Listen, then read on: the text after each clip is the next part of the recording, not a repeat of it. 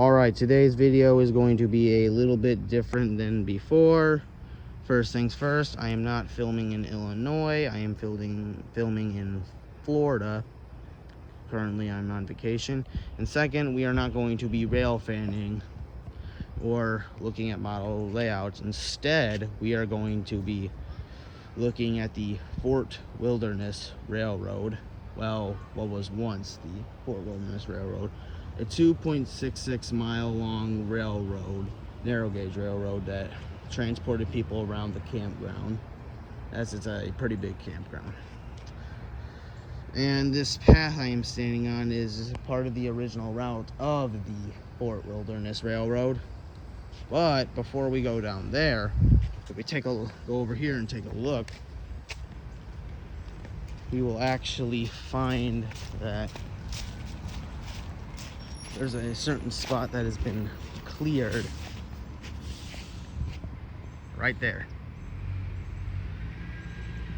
As you can see, it's been cleared for something that's obviously no longer there. So now, with that out of the way, loud bus, let's go on the path and take a look at some of the remnants of this railroad.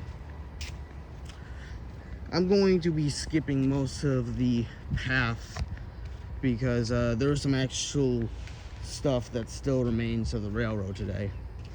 I'll be back in a little bit. So if we take a look here, there's actually a slight slope on the road heading up to this pedestrian crossing, and this was the site of one of the railroad crossings. And alright, so if we take a look here, you can actually see there's a slight slope heading up to this pedestrian crossing, and this was one of the original sites of one of the multiple crossings they had on this railroad. We're going to cross the street, and as we head towards the trading post, we'll find some old gravel from the railroad, and I'll show that to you in a little bit. Alright, just crossed the road. Now I'm going down here. The guy on a bike approaching, and right there, as you can see, right there, gravel. That's some pretty good gravel who's gone to waste. This obviously some of the gravel from the railroad. And if we keep going along here, we can find more gravel. And this railroad shut down in the very early 80s due to budget. We couldn't run it. I think we got more gravel right there, and they replaced the railroad with buses. Got a lot of gravel right here. Look at all that. A lot of gravel just gone to waste. And if you do notice, the path is on a slope on both sides, which means it must have been some of the gravel slopes from the railroad.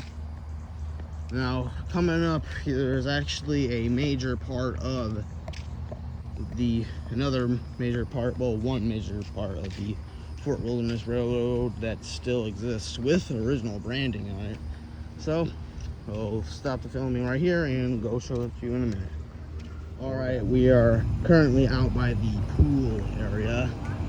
Right now it is closed because the storm was originally supposed to be approaching, but as you can see, it is perfectly fine. I don't know why they shut it down, but the water slide at this pool, it may be extremely hard to see, but that water tower, the branding might not be able to be read because it's probably been there for years and the weather probably didn't go well on it, but it does say Fort Wilderness Railroad, which means this obviously was probably a water tower used for the railroad. I don't know if it's original or not. I don't know if the railroad came over here. I've looked at maps of where it used to be. I don't have any sign, I don't have any notification of it coming over in this area. Oh well, back onto the trail. All right, now we're at the interesting part. As you can see, big patch of gravel. Don't know why it would be here. Well, what if I told you there was much more?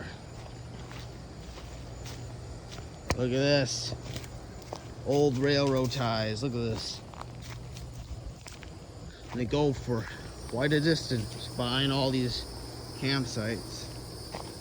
See, gravel, ties. That's just a pipe and a rail. They dug up all the rails years ago. And speaking of which, they dug up most of the track and replaced it with just halfway. As you can see, a lot of these ties are still in decent shape. Yeah, some of them are partially, well, almost all of them are partially covered in leaves, lizard. But as you can see, you know, look at here. As you can see, look at that. It just pops out right there a little bit.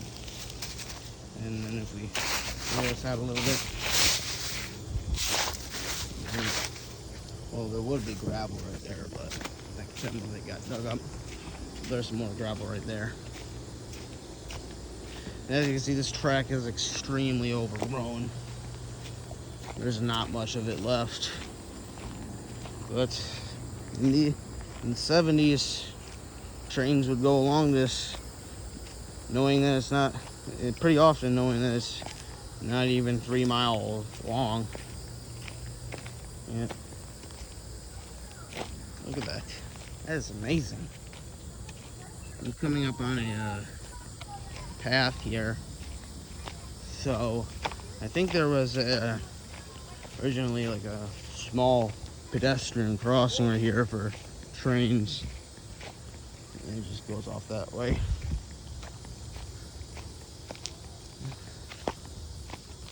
And now it's pretty much just gravel from here on out. You got a little tie right there. 2 ties right here.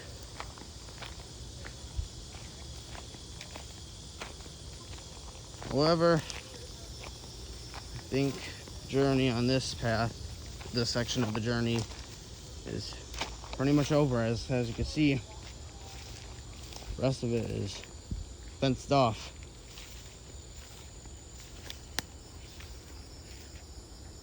Look at that. Go all the way out over there. Looks like there might be a few wetlands out there. I would go in there, but time is scarce and I don't want to get bitten by a snake or eaten by a gator. I don't think there's any gators in there. All right, now one more thing I want to check out. I'll meet you guys there. I'm going to start walking all the way over there. All right, so the last remnants of the railroad that I found is these 3 ties. The rest of it's obscured by the road.